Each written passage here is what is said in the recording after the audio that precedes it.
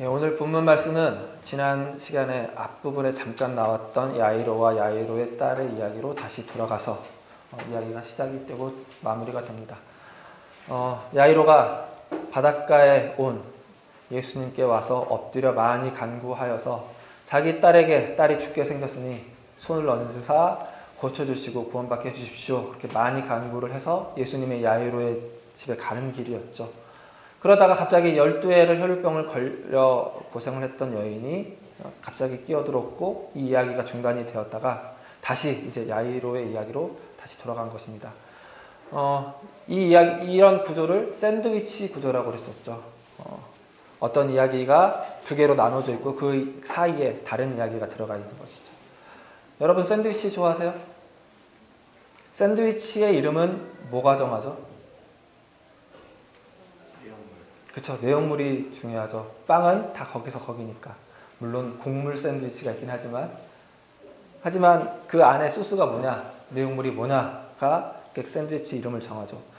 샌드위치 구조도 마찬가지입니다. 이 구조에서 그 중심 내용은 그 안에 끼어 있는 것이 이렇게 정하고 그 주제가 이 겉에 둘러싸고 있는 이야기에도 영향을 끼친다는 것을 알려주는 구조입니다. 이미 우리는 한 차례 이 샌드위치 구조를 살펴봤었죠. 예수님의 가족들이 예수님에게 미쳤다고 말하는 것이 어떤 의미가 있는 것인지를 그 안에 끼워져 있던 이야기, 서기관들이 예수님이 귀신 들렸다고 말한 그 사건을 통해서 알 수가 있었습니다. 둘 다 공통적으로 나는 하나님을 잘 안다. 나는 하나님이 보내실 자가 어떤 자일지 잘 안다. 나는 하나님이 일하신다면 어떻게 일하실지 알고 있다라는 전제하에 예수님을 평가하고 예수님을 미쳤다, 귀신 들렸다 말한 것이라는 것을 알 수 있었는데 이런 내용은 샌드위치 구조를 통해서 확인할 수 있었던 것입니다. 오늘 이 본문 말씀도 야이로와 야이로의 딸의 이야기도 지난주에 살펴봤었던 12해를 혈루병을 걸려 고생했었던 이 여인의 이야기를 통해서 조금 더 확실하게 알 수 있을 텐데요. 이 구조를 통해서 보지 않으면 우리가 쉽게 오해할 수 있는 것이 뭐냐면은 예수님이 야이로에게 야이로의 딸이 죽었다는 소식을 듣고 야이로가 어쩔 줄을 몰라 하는 상황에 예수님이 야이로에게 두려워하지 말라, 믿기만 하라 이렇게 말씀을 하셨죠. 근데 이 말을 우리는 너무 쉽게 받아들일 수 있습니다. 왜냐하면 잘 믿으면 두려움은 하나도 없을 거라고 생각하기 때문입니다. 그리고 이 예수님의 이 말, 두려워하지 말라, 믿기만 하라 이 말이 내가 네 딸 살려줄게. 나는 죽은 사람도 살려줄 수 있어. 이런 의미로 말씀하신 것처럼 받아들이기가 쉽다는 것입니다. 그리고 야이로도 두려워하지 않고 믿는 것, 그러면 이 예수는 죽은 사람도 살릴 수 있는 분이야 라는 확신을 가지는 것이라고 받아들이기가 쉬운데요. 그러나 그렇지 않습니다. 복음서, 이 마태, 마가, 누가, 요한복음 이 4개의 복음서에서 전하는 예수님이 죽은 사람을 살린 사건은 딱 3번 있습니다. 마태복음은 하나도 없고요. 누가복음 7장에 한 번, 그리고 마가복음 오늘 5장에 한 번, 그리고 요한복음 11장에 한 번, 이렇게 딱 3번밖에 없습니다. 예수님이 3년 동안 사역하시면서 수많은 병자를 고치고 수많은 귀신들을 내쫓았습니다. 그런데 수많은 죽은 자를 살리지는 않았습니다. 그냥 딱 3번 살리셨어요.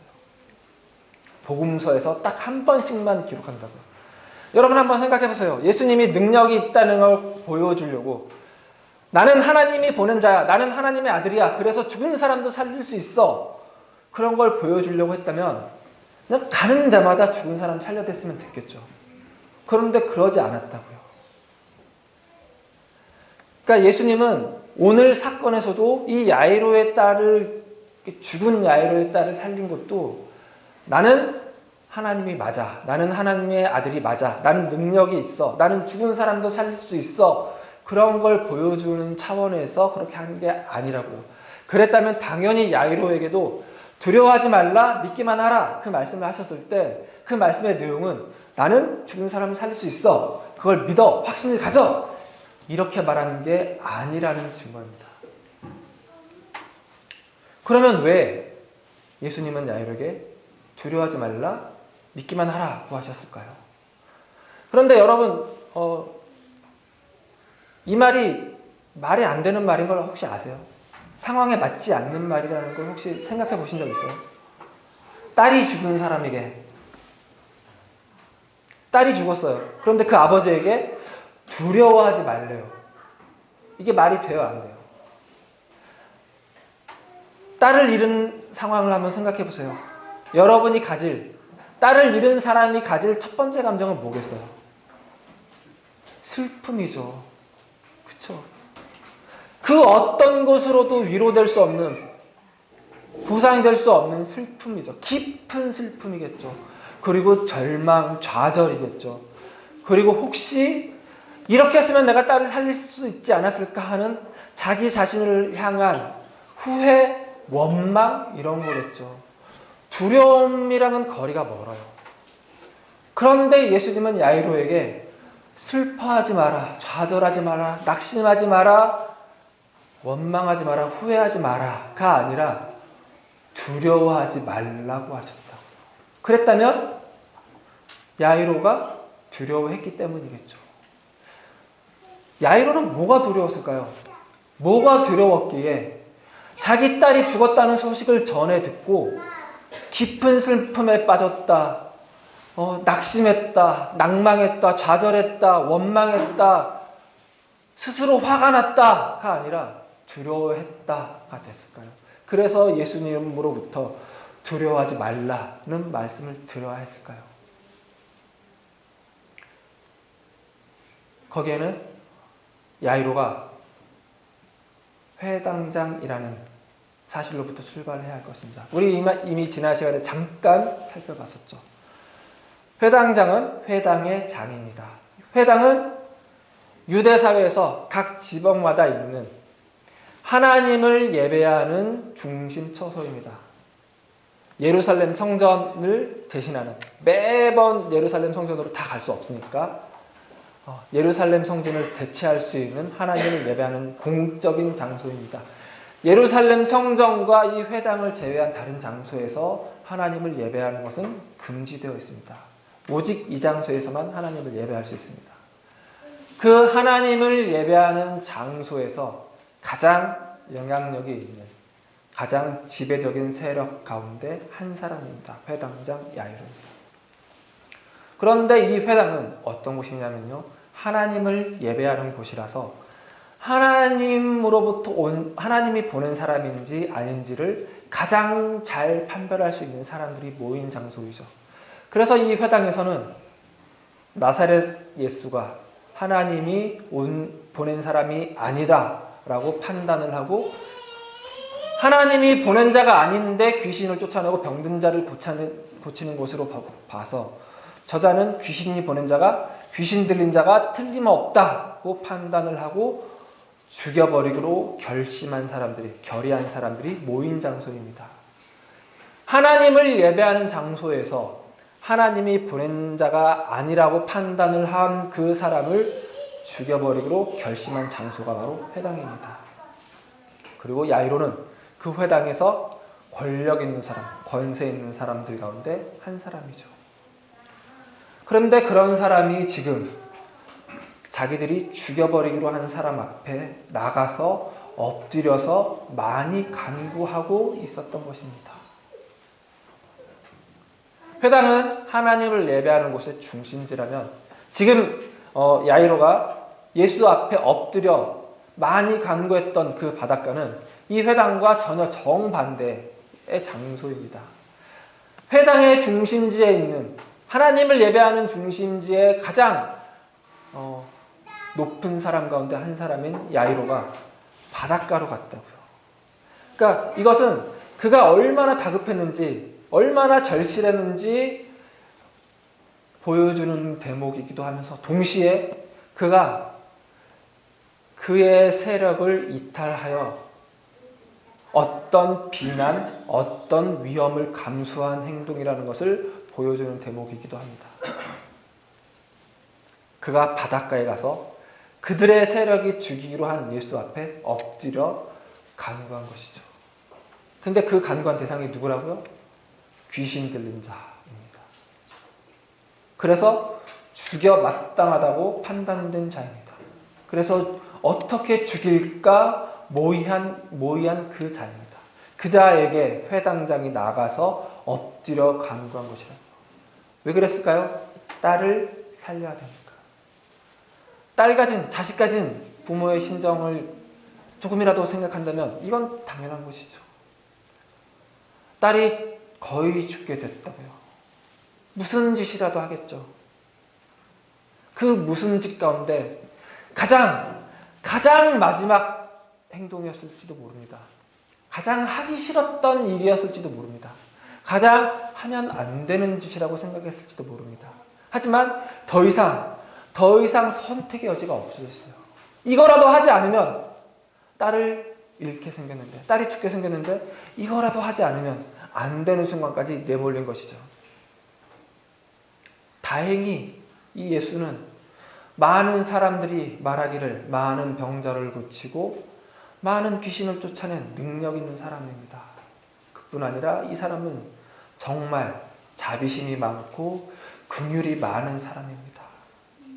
그래서 야이로는 자기 세력이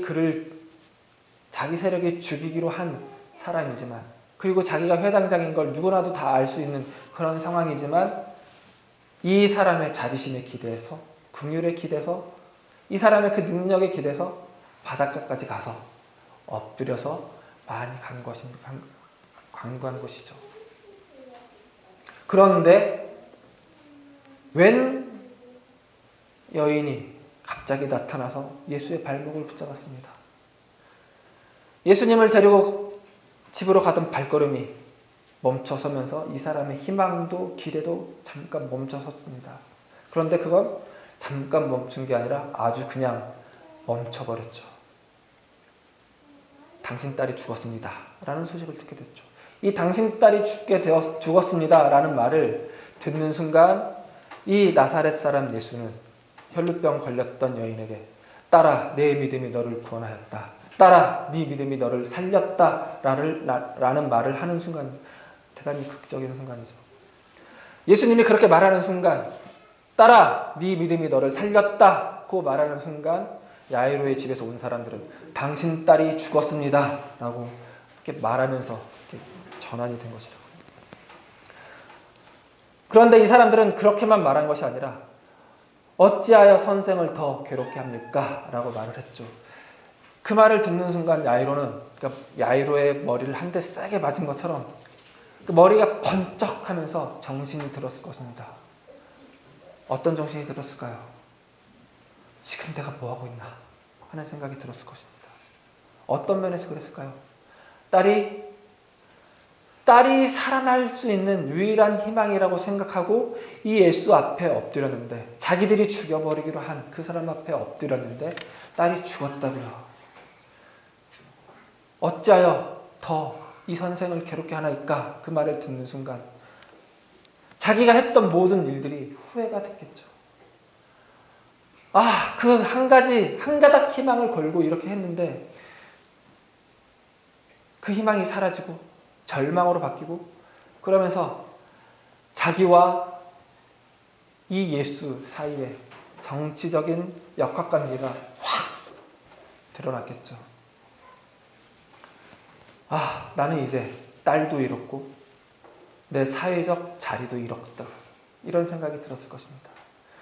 이 말을 지금 우리는 쉽게 받아들이지 못할 것입니다. 우리가 사는 사회가 대단히 사회적인 관계가 중요하다고 생각하면서 사는 시대이지만, 그러나 동시에 우리는 대단한 익명성 속에 살아가는 사회입니다. 이 현대 세계는 익명성 속에 살아가죠. 우리는 옆집에 누가 살고 있는지, 옆집 사람의 이름이 뭔지 잘 모르면서 삽니다. 얼굴도 잘 모르면서 사는 사회이죠. 그러나 지금 이 예수님이 사는 시대, 고대 사회는 정말 말 그대로 사회적인 관계가 중요한 사회입니다. 옆집 사람이 누구인지, 이름이 뭔지, 뭐하는 사람인지 다 아는 사회입니다. 야이로 회당장이죠. 야이로의 모든 사고와 모든 행동은 야이로가 회당장이라는 사실이 다 규정해 줍니다. 어떤 사람이 어떤 사고를 하고 어떤 행동을 할지는 그 사람의 집안, 그 사람의 지위, 그 사람의 직업이 결정하는 사회 시대입니다. 이런 시대에 야이로가 목수 출신인 나사렛에서 온 예수에게 엎드려 간구한 것은 대단히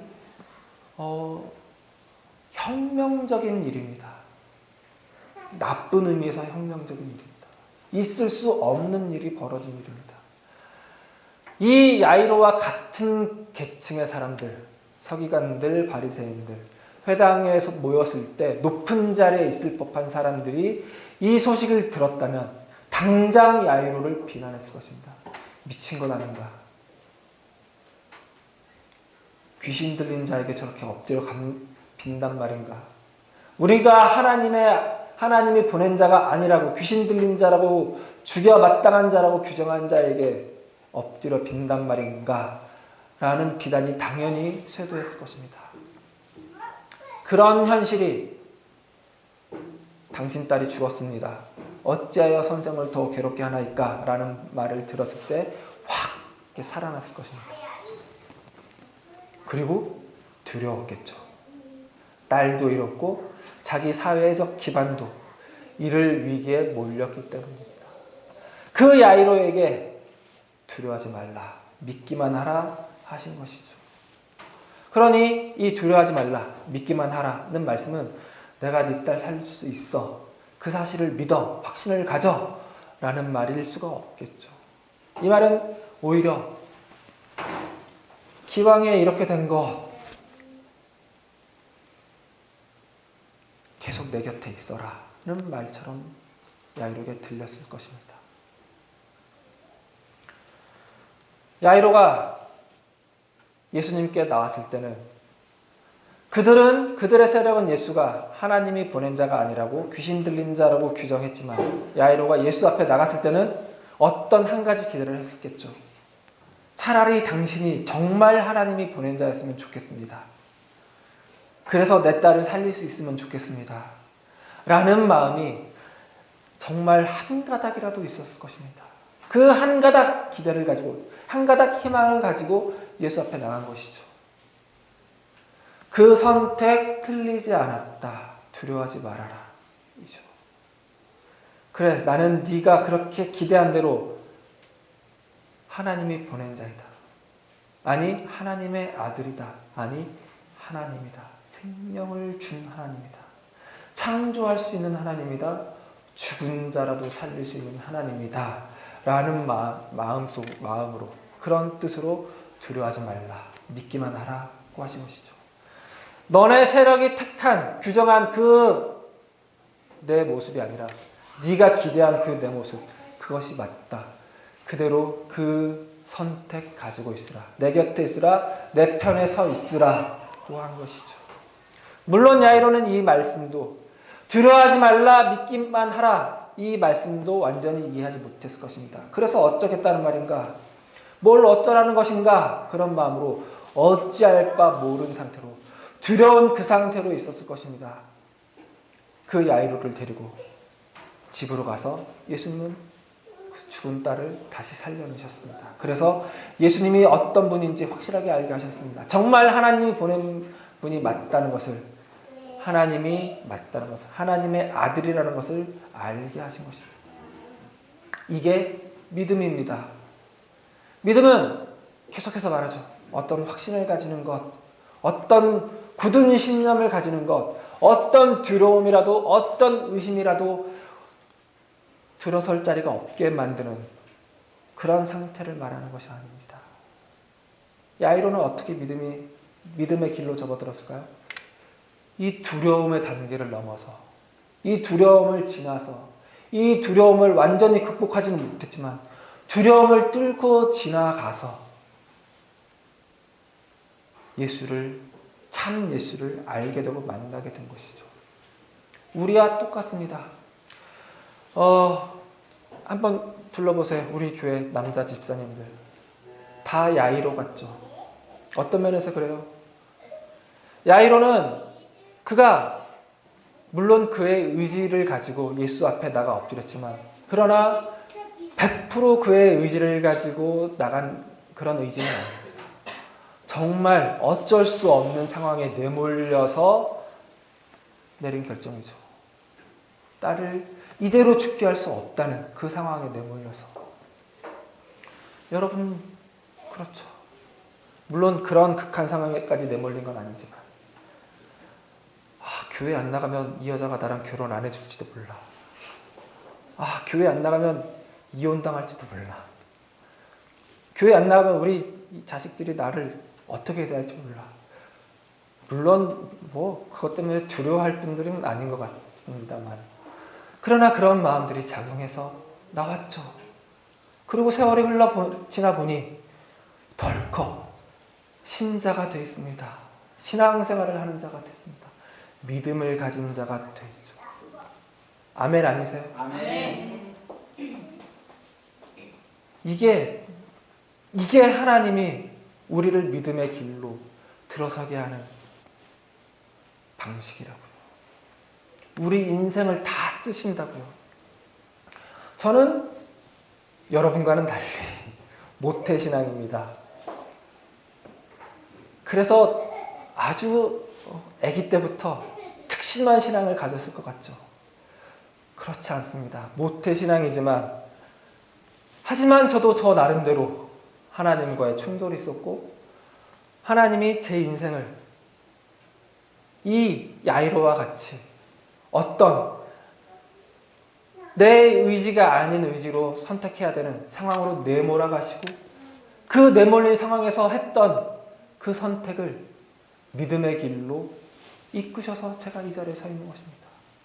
누구나 다 그렇습니다. 그게 뭔지 어떤 것인지 딱 집어 말할 수 없지만 다 그렇게 믿음의 길로 들어선 것입니다.